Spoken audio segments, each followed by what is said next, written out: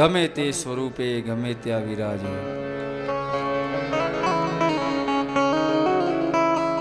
એ બધી જગ્યાએ છે. આપણે એને જે યાદ કરીએ છીએ ત્યાં તે પ્રગટ થાય છે. મુશ્કેલીમાં હૈયે પંચર પડ્યું હોય બરાબર એવા સમયમાં જ્યાં કોઈ ન મળે ત્યાં અજાણ્યો વ્યક્તિ આવીને કામ કરી જાય ને, હે, આપણને શું ખબર એ કોણ છે? એ ઈશ્વર જ હોય, બીજું કોઈ ન હોય.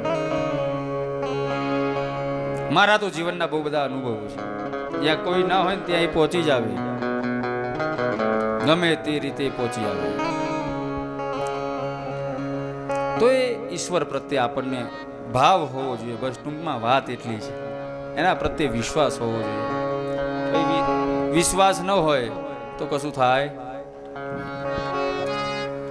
તો એ જ બ્રહ્મ છે, એ જ પરમાત્મા છે ને તે જ ભગવાન છે. તો એ ભગવાનને પામવા માટે શું કરવું જોઈએ? તો કહે તસ્માદેકેન મનસા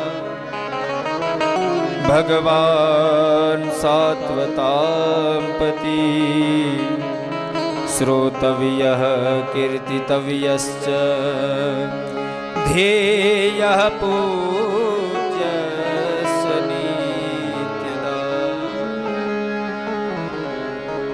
તે ભગવાનને પ્રાપ્ત કરવા માટે, તે ભગવાનના ચરણોમાં અનુરાગ કરવા માટે જીવે શું કરવું? તો કહે છે તસ્માદેકેન મનસા ભગવાન સાત્વતાંપતિ.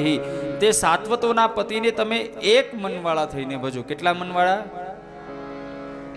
આપણા જોડે મન કેટલા છે? હે, કેટલા છે? એક જ છે ને? તમને કોને કીધું એક જ છે? હે, કેટલા મન છે?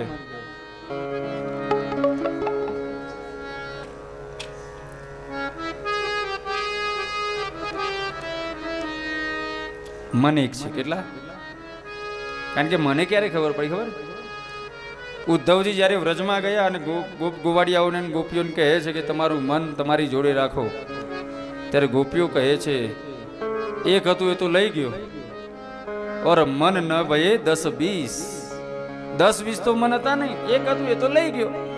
ત્યારે મન ખબર પડી આપણું મન તો એક જ છે. એના ઉપર તો વિશ્વાસ રાખવો પડે ને. એટલે આપણું મન કેટલું છે? એક.